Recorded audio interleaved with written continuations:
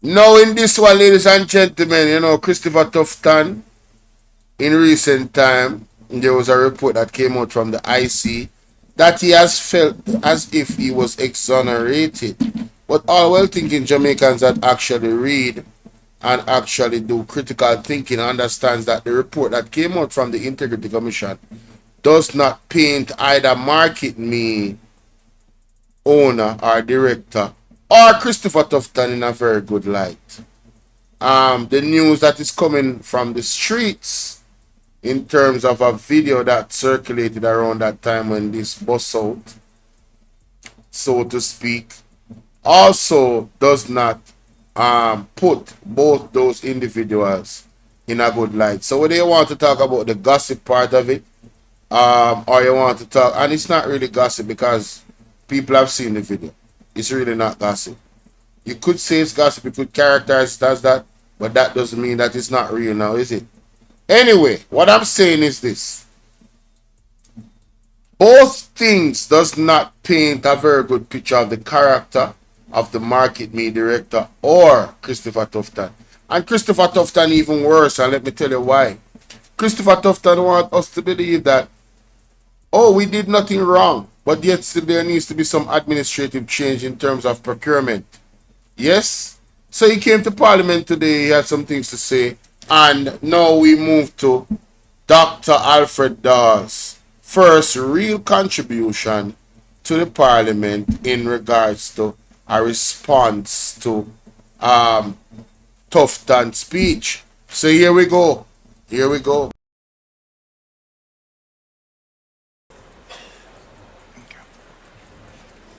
Member from St. Catharines Southeast.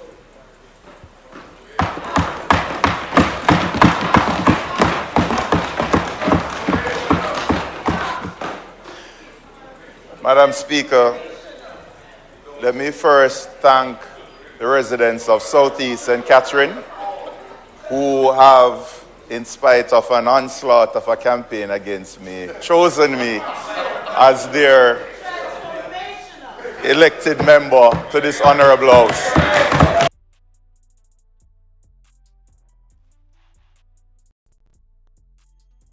This man, there was an attempt on this man's life and reputation. And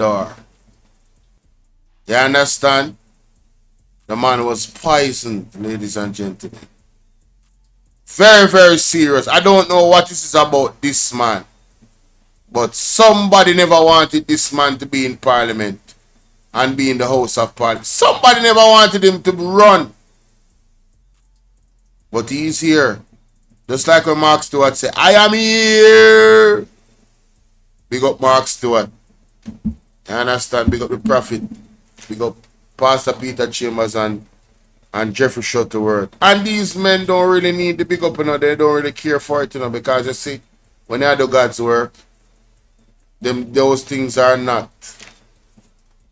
It don't move you. But I appreciate those brothers, those elders. I appreciate them personally. I really do. Alright, let's continue.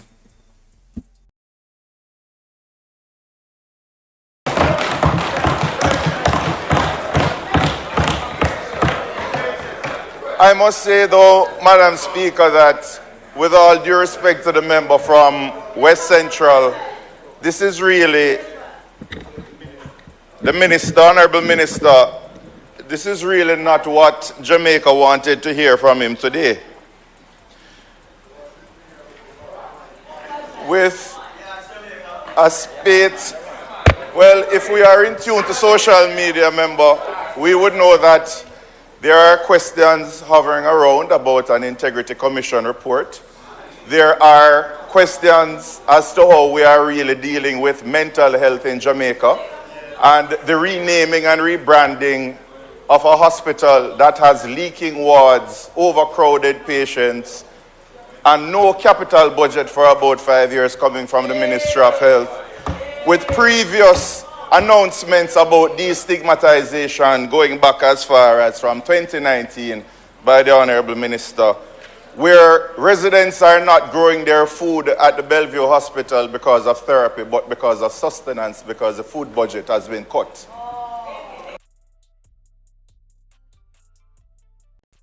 don't know why they tried this, man, bro. Yo, I gotta play that back. I'm sorry. I don't know why Christopher Tufton or whoever came out and opened their mouth. See, they set themselves up. It is best to shut up and listen. Alright? Alright, Sharon. Bless up yourself. Always. You know I love you. Let's go back. Nah. Yo, leave this man alone, bro. Did you hear what this man just said?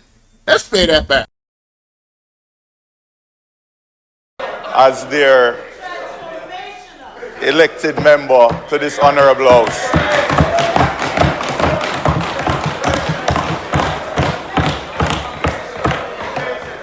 I must say though, Madam Speaker, that with all due respect to the member from West Central, this is really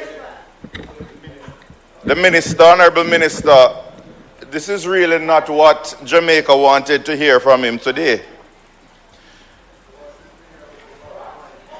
With a spate, well, if we are in tune to social media, member, we would know that there are questions hovering around about an Integrity Commission report. There are questions as to how we are really dealing with mental health in Jamaica and the renaming and rebranding of a hospital that has leaking wards, overcrowded patients, and no capital budget for about 5 years coming from the Ministry of Health, with previous announcements about destigmatization going back as far as from 2019 by the Honorable Minister, where residents are not growing their food at the Bellevue Hospital because of therapy, but because of sustenance, because the food budget has been cut.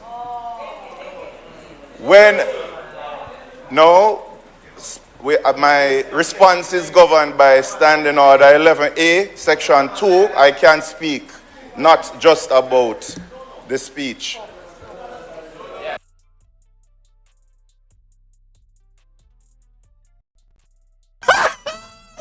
Hey, see, they messed up, bro. You don't let in a bright mind like this in the parliament. So, Christopher Tufton is in the background, running off his mouth, lipping and gapping, and capping, and he just hit him with a standing order. Sir, you talking crazy. Under this particular part of the house order, I am able to speak about these things in the capacity in which I'm speaking about it. You don't want me to speak because I'm exposing your ass. Yes? Pause. Right? I'm showing you up. I'm telling the truth. And you don't like it. See, this is why I had to do this part by itself. Because this man is cooking Christopher Tufton like, I'm talking about he got the stove on simmer. He already cooked. Now, he's just, you know what I'm saying? He's just letting those juices marinate. You feel me? Y'all know what I'm talking. All the chefs out there, y'all know what I'm talking about. He got him on simmer. He was cooked in the first statement. Now he got him on simmer. Let's continue. We're speaking about the response, subsection 917. Okay. What has happened over the last week is that the Honorable Minister has been on a media tour deflecting from what is pertinent, his management of the Ministry of Health and Wellness. And we are seeing where announcements are made that the delay at the Cornwall Regional Hospital will not be as great as it was predicted to be. We are seeing about where the Children's Hospital is going to be delayed. We are seeing discussions finally about forensic psychiatry being addressed. And we are hearing about the mental health challenges that ought to be seriously dealt with by the Ministry of Health, but responsibility is being pushed back on the public. This is a pattern of no accountability and deflection denying involvement, and then defamation of anyone who dares to criticize the Honorable Minister.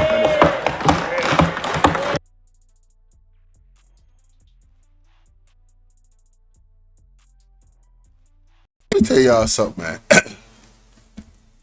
Parliament, every time Parliament keep Parliament I go act, they let the lions in, bro. Yo, the people that are representing us as the people's from the People's National Party, yo, it's gonna heat up real quick. And Mark Golding is going to be at the center of all of it because he leads from the front, obviously. But you see the people that is representing the specific areas of government, especially education and the healthcare system and the financial system and the legal system, meaning the protection of our constitutional rights. Oh my God. Our right to life on the charter. Oh my, agriculture. Oh, listen, ladies and gentlemen, we have some of the best and the brightest, and you're looking at one of them right now. Yo, these people are getting cooked. Talk to him, Mr. So I will say, because it is not now to elaborate on every single scandal that has been met with this response. The archives are there, the Hansard records is there. But I will ask the Honorable Minister if, when the Auditor General's report on the state of affairs at the University Hospital is made public and brought to this House, if he will remember that he had direct ministerial interference in the composition of the board when they wanted to have a reformation of the leadership of that hospital. Because if what is out there is true, then whatever we have been asking about in terms of clarity, in terms of breaches of procurement guidelines, in terms of outright fraud and misrepresentation, overpaying for equipment, then we will see whether or not this situation at the University Hospital will need further drilling down. As we are talking about dengue, I will use my last 10 seconds to say that in Portmore, it is not just a fogging problem. The drains have collapsed. They're blocked. We need help over there. And it's not just about fogging.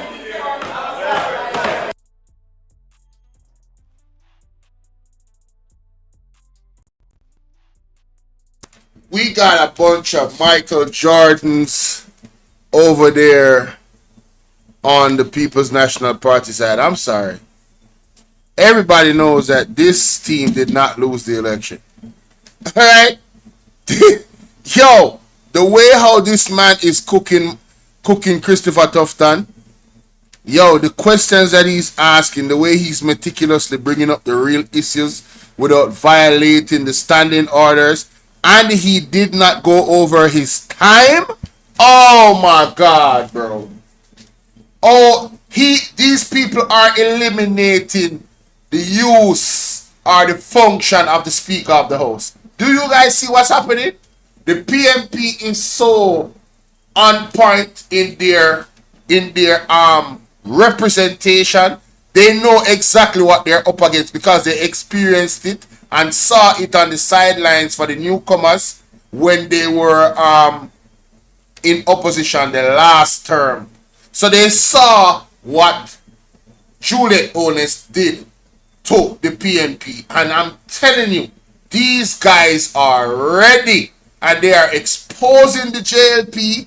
Every single word they utter, every question they ask. You might not see it yet, but listen, you're going to see the manifestation because the way all the PNP is holding them accountable, They have already exposed certain things, and there's some other things left to be exposed. Let's get to the next speaker. Big up Mr. Dr. Alfred Dawes, the general himself. You feel me I deal with? No joke.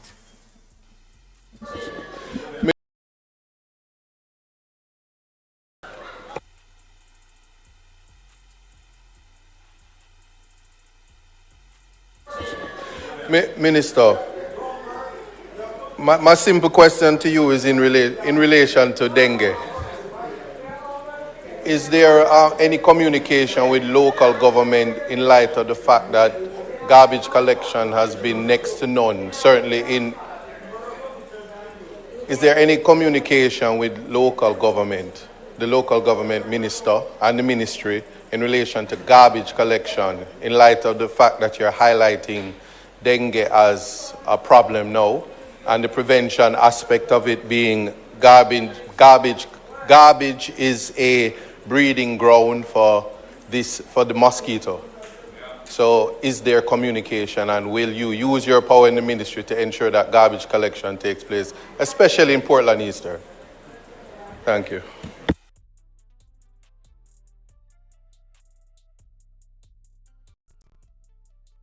Talk about quick, sharp, and effective. To the point. To the issue. Because garbage collection is a real problem in Jamaica. I don't care where you live. If you're not experiencing problems with garbage collection, you lying. You lie. You could live in the most upscale, probably uptown. Probably, I don't live in uptown.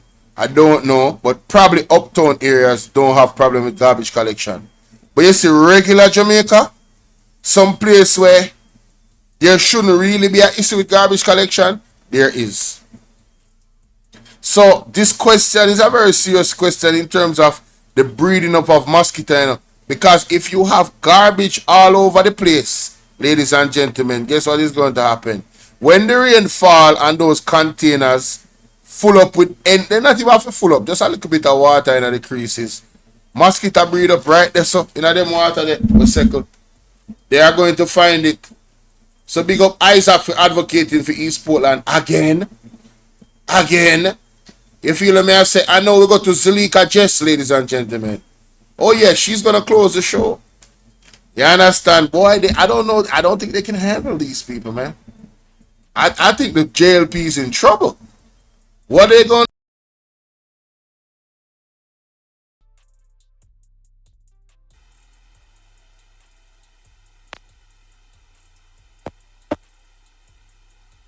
to try the mic on the other side.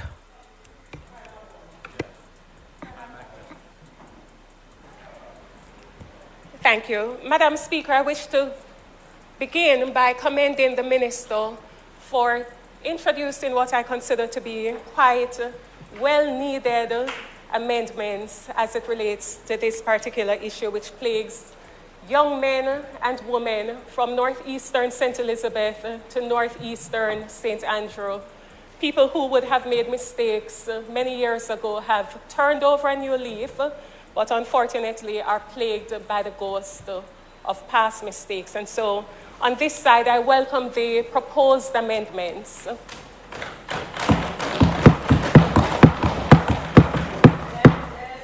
I must confess, however, Madam Speaker, notwithstanding the caution from the Minister, that we really ought properly to try and adopt as best as possible a middle ground.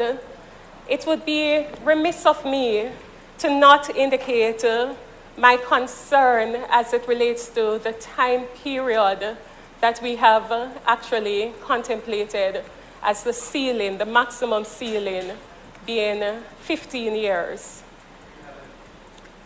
Indeed, I do believe that we really ought properly to consider being a little bit bolder in how we approach that. But I understand the Minister's position. My major contribution today has to do with seeing how best we can actually add value to what is being proposed. And I think the Minister understands, like myself, that one of the major challenges we face as persons on the outside, it has to do with the length of time that it takes to get their records expunged. My contribution today is therefore based on how we can improve that system. I note the minister's proposal to actually have all sentences which would have been recorded before the 1st of January 2005 being automatically expunged. But I do believe that it is important for us to go further. And I take note of precedents in other Commonwealth jurisdictions, such as Cayman, where after a particular period of rehabilitation, offenses which did not attract a term exceeding 5 years are automatically expunged. It is my considered view, and I do hope that the minister will actually take it into consideration, that as it relates to non-custodial offenses, and if we are bold enough, offenses which do not carry a conviction of greater than 5 years, perhaps it might be wise to consider having those matters automatically expunged, because what that would do is to relieve the system of some of the backlog which currently obtains, that I know the minister knows all too well about, and notwithstanding his great industry and efforts, we continue to have a challenge in that regard. So I wonder if the minister might consider including a clause which would speak to the fact that non-custodial sentences, at a minimum, ought to, once the rehabilitation period is served, ought to automatically be treated as being expunged. That's my first recommendation.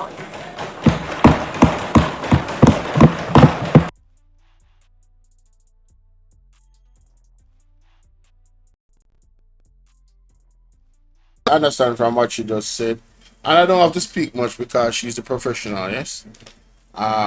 People that have served a period of time of, minimum of 5 years, with certain crimes, if they have some type of rehabilitation, they expunge that. There's a certain level of forgiveness that is needed, and this is something that I've heard. What's the brother's name is Isaac Buchanan talk about, because I hear them always bringing up Isaac Buchanan. I'm telling you, there is a shift in the conversation that is so necessary that they cannot avoid. So, but the thing about it is the timeline and how long it will take, like she mentioned before. And the way how she's presenting is that, listen, I think we need to move. I hope they take the recommendation. So we need to move to like 5 years and look at those sentences, where minimal crimes are concerned. What I say? Yeah, man, she's representing herself extremely well. That's a fact. Let's continue. That's what I understand from it. Let's continue. The recommendation to the minister has to do, again, with seeing how best we can actually cure the backlog and ensure that persons are no longer waiting 2, 3, 4 years, and in some cases even 5 years to get their records expunged. And we do understand that one of the challenges comes from how often, or perhaps the lack of frequency with which the board actually meets. And I do commend the minister for understanding this challenge. I do note that we will be increasing the membership, but I wonder if perhaps we could go further, Minister, to actually allow, as in the case of other jurisdictions, for meetings of the boards to take place not just in person, but perhaps we could include a clause which specifically states that the board may have meetings via remote hearing, for example, via teleconference or Zoom or other such manner, and that certainly would allow the board to meet perhaps on a more frequent basis.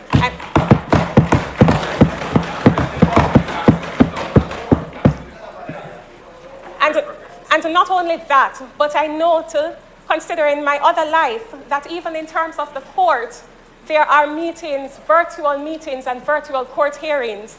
And so I wonder if perhaps the minister might consider including a clause in this particular bill that would provide for the board to hear matters in that manner.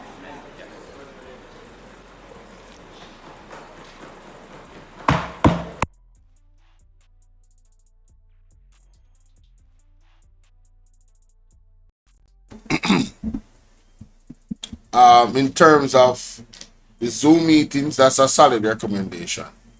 I don't see how the Jamaica Labour Party or Delroy Chuck could object to this recommendation. I really don't see it. It would seem ass backwards if he did. And the way how Zulieka Jess is being so very respectful and still firm about the recommendations that she's making.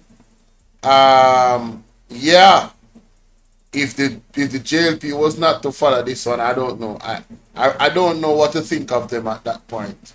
I really don't think much of them, and I don't think much of Delroy Chuck. I mean, protecting the sex offenders is ridiculous to me. But anyway, don't want to get in a diatribe about that. But you know, shout out to Zulieka Jess for that recommendation. That's a solid recommendation, so they can meet more. Very solid recommendation. Let's continue.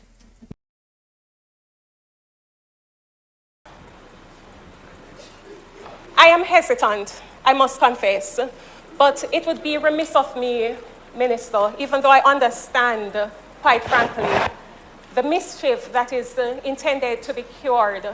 But I must confess there is a sense of discomfort on my end as it relates to the proposed amendment that is contained in Clause 3, which would essentially allow persons who are convicted of offenses in other jurisdictions to have their records expunged, but individuals who are convicted here of the very same offenses cannot have their records expunged. I must confess that it does not sit very well with me, even though I understand, Minister, the mischief that you do hope to cure. But perhaps we could revisit this provision just to ensure equity and to ensure balance, as I'm sure you strive for that.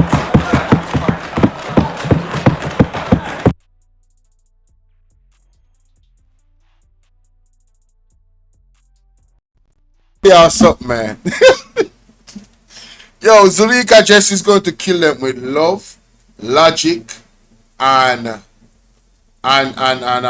what's the other word I would use? She's going to assassinate. And this is not literally speaking. She's going to assassinate Delroy Chuck and the PMP with love, logic, and legality. And legislation. Love, logic, and legislation. 3 L's. Zulieka Jess. You heard it here first, ladies and gentlemen. Zulieka Jess is about to assassinate the JLP government with love, logic, and legislation. I kid you not. The recommendations that she is making, I do not see how the JLP can explain away not taking these recommendations. The way how they are presented with love and just pure logic and sticking to the integrity of legislation. Oh my days. Listen, every time I hear this lady talk, I just want to hug her and kiss her. Mwah! Magnificent. Magnificent. So intelligent. So intelligent, man. Hey, shout out to Zulieka Jess. Ma'am, if you hear any of my videos, let me tell you something. I've never met you. I've never been close to you, man. I don't know you from Adams. I love this lady. And what? Man, shout out to Zulieka Jess, man. Lord have. By simply stating, Minister, that I am indeed pleased with the raft of measures and the raft of proposals that are being contemplated today. And I trust that the Minister will give due consideration to the proposals and the recommendations articulated in advance. Thank you. Right, it's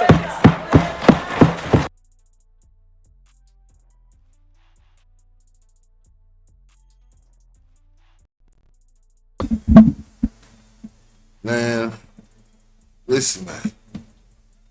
The PMP is on fire, ladies and gentlemen.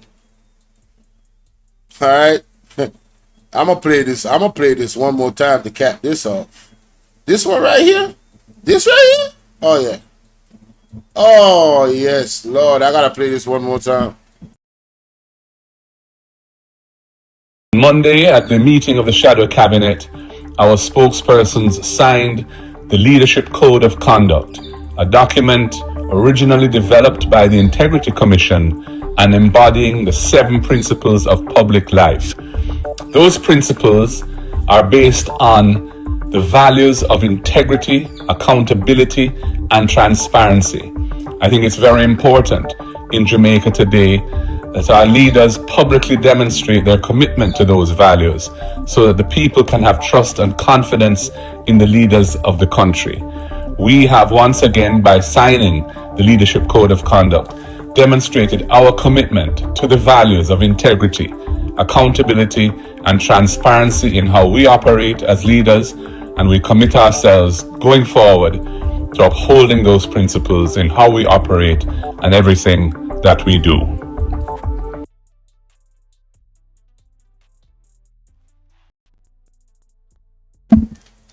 The Jamaican people, my brothers and my sisters, I want you guys to stop attacking the People's National Party.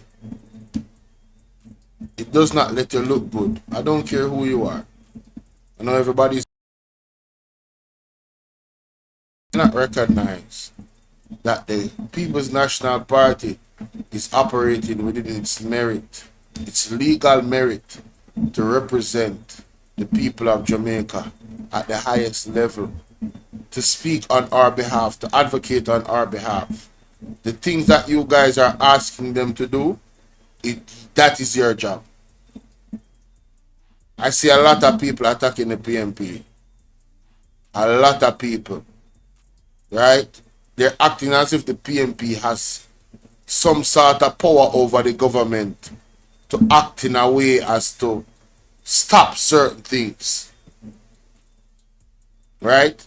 But the people are the ones with the power. And everybody that understands government and understands the world, understands the people have the power. I don't care if there is some entity that is out there that is behind the scenes. You know what they don't want to do? Be exposed. They don't want to be exposed, because if the people know who they are and the people have the power and the people come at them, game over. We have seen it happen in several different countries around the world where corrupt politicians' houses have been burnt down, and I'm not advocating for any violence. We have seen where the military has been humbled by the people with all of their weaponry, humbled. You understand? And I'm saying we have legal obligations and legal options to advocate on behalf of ourselves. Stop being lazy and stop blaming the PNP and stop blaming Mark Golding. They are working assiduously in their capacity and their mandate to advocate for us. And in this live stream, when you look at the questions that were asked, it is clearly demonstrated. Clearly. So just stop it. As publicly demonstrate their commitment to those values. To stop, please. Okay? That is it. Follow me on Instagram. Somebody asked me if me have Instagram. Follow me on Instagram. See it right here. So this Win with Bolo. At the bottom left corner of the screen, right under the donate to the Cash App. That's my Instagram. Follow me on Instagram. Like the video, share the video, subscribe. When you subscribe, click the bell and click all. You can donate to the PayPal, donate to the Cash App. Follow me on all of my pages. Can we get to 5,000 subs on Bolo TBV? Can we get to 3,000 subs on Bolo VNR? Can we get to 10,000 subs on Bolo VNR Clips? And can we get to 40,000 subs on Bolo VNR 2.0? Come on, man. Stop playing with your boy. Let's go. All right? See you on the next one.